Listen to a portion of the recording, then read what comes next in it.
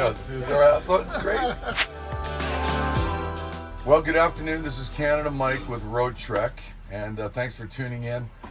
I actually just wanted to do this video just to introduce my friend. I consider him a friend, Carl Fretz. I'm at Fretz RV, and we're in Souderton. Souderton, Pennsylvania. Souderton, Pennsylvania. Even a Canadian doesn't butcher that. No, you did good. First off, I've known Carl. We were trying to figure it out yesterday for 16 or 17 years. It's been a while. It's been a long time. But yesterday I reminded him of a story that he told me 17 years ago about his granddaughters in the back of a truck, or the back of your Bronco or something. Yukon. It was a Yukon. Your Yukon. And he was teaching them a lesson where he turned around because they were, I think it was your granddaughter that was kicking the back of the seat. Kicking the back of the seat. And this happens to be your granddaughter that's... could have been kicking. Was kicking. Can I just see that camera for a minute? I all want you to meet Alexa. Alexa Fretz, which is the fourth generation. Correct. Which that must be pretty exciting. We're going to talk about that in a second. Yep. So that story, and I'm not going to get into the lesson, but it was impactful. It's amazing what you remember. Yes, and the other story you told me that was impactful, that you might, hopefully you remember this, but you told me about a salesperson that worked for you that got offered a job for a lot more money, but he didn't take the job. Okay. Based upon the principle, he didn't want to make all this money, and then if he lost the job, his family would have got accustomed to it. It wasn't an employee, it was a salesman that sold aluminum doors and windows for Windcheck back in the 60s. Yes. When I was very young. What was the principle of that story? Well, basically, he came into the store one day, and the salesman back then would typically smoke cigars, and they'd tell stories all the time. Well, he told me one day, and now I'm quite young, he came in and said he just turned down a job to earn $20,000 a year. And at that time, that was a lot of money. Right. And I said, man, why would you ever turn down a job like that? Yeah. And he says, well, if I take that job, he says, I'm going to buy a bigger house, buy a bigger car, I'm going to move my living standard up to another level. And he says, if I ever lose that job, you're not going to replace it. And I'm going to be in a lot of trouble. I'm going to be in a world of hurt. He says, I'm better off to stay right where I'm at and just keep right on going along without this upgrade. So and also his family. You were saying if he gets his family living in that lifestyle, then they think they have to be there, and if you can't replace it, you're in a lot of trouble. And so, and that was and that's a long time ago. You told me the story. That's like 16, 17 years ago. That's back when we first met. That's right. And I hung on to that story. And yesterday he shared another story about, and it's basically the principles you live on, which I took yesterday. You made me think about it. Was about if you make $1 and you spend $1, you're in trouble. You're in trouble. Put some away of that dollar. You've got to save because things are going to happen. You're going to have hard times come along. You're going to have anything happen. A curveball comes in your life. You need to be able to have the resources to stand up to it and keep going. And so that's important. So I want to thank you because you actually did impact my life, and you kind of made me think about things and kind of do things a little differently. So I appreciate what you've given me over the years, and we built a good friendship. And there's no doubt. And I wanted to share. So Fretz RV, this is your 78th year in business, family business. Family business. Started by my father in 1946. And you kind of took over when? 1974. And then in 1974, how old was your son Steve? He didn't exist. He didn't exist. Okay. He wasn't born until he's 75. Young. Oh, he's 75. And so you started grinding away to build a family or building a business in the RV industry. Oh, the way it worked, I bought a piece of property, put up a building, and then rent it to my father. Yeah. And then about 4 years after that took place, he decided he was leaving, and it was up to me to step up and. And you started that in 1974, so that's 74 is when. So that's 50 years ago. I was responsible at that point. 50 years ago. Like, do you have any idea that you were going to kind of build something that gave your family security 4 generations? You know, did you have any kind of thought about that, or? No. Some things happen because they happen. You can't make them happen. But back then, it was a matter of, it's a family business, and I was interested in the family business to keep it going. We had converted from just hardware into actually Western wear and into RVs in 1967. You still carry Western wear, I see in your parts department. Yeah. And I took a hold of the RVs thing, right? Yeah. Dad, I don't think, if he sold a trailer, it was only ever one. Yeah. But I got into it and kind of got it rolling, and that was the company was turning that direction. The hardware stayed there for a long time because it was the foundation. And as the big boxes came along, they put more and more pressure to push you out of that space. Right. Eventually, it left. So you were the longest continual representative of Roadtrek out of any Roadtrek dealer or relationship that Roadtrek has, which is, how many years do you think that is? It's over 30 years, do you think? Oh, it's over 30 years.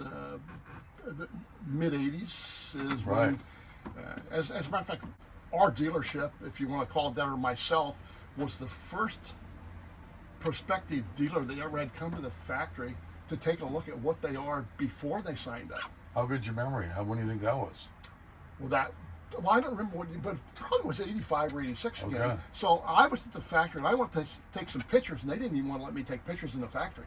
Oh, no they were kidding. afraid I was a spy. Wow. They really were. No They protected things, right? They had things in back of curtains that they were working on. And you continued even through Roadtrek had some ups and downs. Oh yeah, and you continued to support the company regardless of the ups and downs. We did. Yeah, you just had faith and you loved the product, or I believed in the product. Good product. yeah, it's awesome. Still is. And you guys represent us so well. Since I've been with Roadtrek and working with you with Roadtrek, which is over 17 years, you've always represented the product, but really well. But you really look after the people, and that's why I'm doing this video, because I want people to know who you are, who your family is, because you have a story. I was sharing with your son that you have a story that no one else has in North America, meaning a family business. Yes, there are family businesses, but for 78 years running a family business, now your fourth generation granddaughter is getting involved in the company. How do you feel about that? Like her taking a liking about that? I think it's great, but it's going to have to be her passion, because that's the only way it's going to be successful. Yeah. She's got to do it because she believes that's the family business. That's what she wants to do. She's got to have that passion to just get in there, do the right thing, take care of the customers. Well, the cool thing is there's an opportunity for her by being here to discover if she does have the passion, opposed to never coming here and not discovering if there's a passion. So you're on the right track. Every next generation has the power, ability to either keep that train moving down the tracks, picking up speed, or they can derail it. Right. So if they don't have the passion, they're going to derail it. If they have the passion, they're just going to keep that thing moving. And the good news is, every generation, my dad started something, and I could take a hold of it and move it down the line. Steven's picked up that same train movement, and he's moving that train down the line, doing a great job, making hard decisions, working hard. He's involved in the industry, and now his kids have that potential opportunity. Now, will they see it or not? That's to be determined. So let's go back to your son for a minute. So you started kind of not grooming him. You told me yesterday you forced him to come to work at 12 or something and clean trailers. Like, we're going to work. That's what you do. I mean, right. No, I know. It's good. When I was a kid, you went to the store to work. I mean, right. It's just what you did. It's family business. The family's involved in it. You're coming to work. So he's coming to work. And then, he's shared some information with me that, I either never realized or forgot. But he told me a story one time where I had him working he started in washing trailers, and then in the store, in the shop, in the sales. Had him in sales, but I needed somebody in the service department, in the front office. So I moved him from sales to the front office, and I didn't realize he took a pay cut. I never crossed my mind, because you have a family business. You just do whatever you got to do. Right. The hat you have today is a different hat than you wear all the hats. Right. And I just thought, he's part of the family. You move him. That's where he's at. And for less money, he just did it. He did it and never complained. But I never thought about the money. The money wasn't what the whole thing was all about. You're driven by representing the product, taking care of the customer, serving and just others, doing whatever you have to do. I've shared that many times. I believe the profit in what we do is not the money. The profit is the serving the others, doing the best you can for others, with integrity and honesty, and the money is a gift from that work. I totally believe that. Yeah. I've talked about that. Yep, we're in agreement. And so how? So you kind of gave him the reins and stepped back. How long has that been now? Well, it didn't work quite like that. Essentially, Steve started the F&I department, never had one. So Yeah. we went to a training session he had together over in New Jersey. It was a 3 or 4 day training deal. He came back, we came back from that, and he kind of said he wanted to set that department up, which he did, and did a great job at it, right? Yeah. And that, I think, was his real turning point. It was a challenge. He made it work. He put a department in place that was never there. So he kind of, he found, he's now a part of this. And then gradually, he was just making more and more day-to-day decisions. But it was this transition over a period of time, probably could have been over 5 or 6 years, where I'm slowly backing out and he's just stepping up. I've never seen anybody work as hard. And I'm not just saying that. Like, I was here 2 years ago and I was like, where's Steve? Well, he's at the service department. Well, what's he doing there? He's actually restructuring and working at the desk, answering the phones, re-implementing service to properly serve the clients and Correct. eliminate problems and what have you. But he did that for like a long time, and I could tell he was stressed out. But you know, But he did it. That's the one of the hats you got to put on. So if But for basically an owner, Carl, to go in and actually not tell how to do the work, but actually go and do the work and then share and find out the problems but hands-on doing it, that's not a given. well, you're kind of showing your employees that you're not above whatever it is they're doing. Right, So I mean, if I have to go down there and clean the toilet today, I don't mind going down there and cleaning the toilet. right. Or mopping the floor, or digging a ditch. It doesn't matter. You know, Yeah. it's here. This is all these things have to happen to make the business grow and be successful. And today, my job is whatever it is, and that's the way he looked at it. That's what he did. It's a good message for your granddaughter too. Yeah, Like, I mean, true. to find, because what you did with Steve, I guess, is you just find your lane, find your way. There's no, there's what's needed is apparent, but you find your kind of way that fits in this company.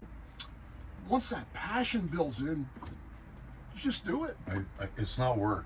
No. No, I love what I do, and it is passion, and I love meeting the people and love meeting people like yourself and your granddaughter.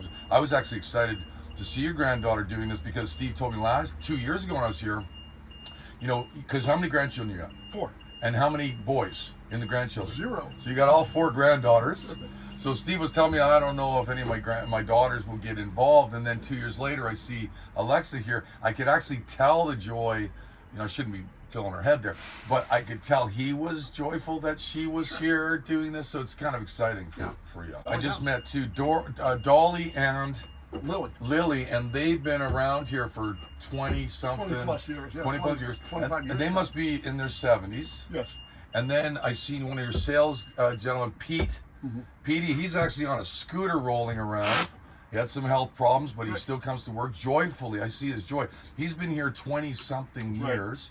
You just had one of your good friends that's worked with you for over, Dave, that was managing, running with your sales department. He was here for what, over 25 years? Gary, sorry, Gary, not Dave. 27 years. Sorry, Gary. 27 years. So people don't leave He here. just stopped in yesterday. I seen him. Yeah. Yeah, he doesn't want to leave. Yeah. Yeah, that was good. You don't want to miss open house. He's been here too But many that times. says something that people stay here because they like it here and they love it here. And they feel, and you treat them well and you actually look after them like your own family. We try. Your brother works at the front desk. Yep. He's been doing that for how many years? Down in the store, they said when Dwayne passes, they're going to take him to the taxidermy and stuff him and keep him down in the store. Because people come in there so used to seeing Dwayne there. If I'm he's sure not he there, would. they say, "Where's Dwayne?" Right? I have a feeling he'd volunteer and he'd actually look good stuff. He's got a good beard and actually be like a trophy on the wall. Well, we won't go there, but and then I want to talk one more thing that it's probably one of the most important things is your wife. Okay. How long have you guys been married?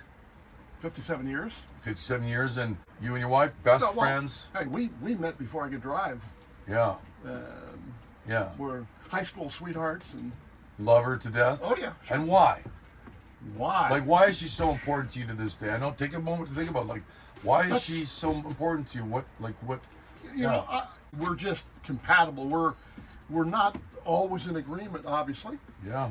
but we think a lot alike in a lot of things. So she may make a comment about, "What do you think about this?" And I'll give her my answer, and she'll say, "That's exactly what she was thinking." You know, which earring should I wear? This one or this one? You know, I'll say, well, wear this one. She says, that's the one I was thinking too. You know, so it's just a constant interaction. We lean on each other for support, I guess, when we need it, and just love each other to death and take care of each other.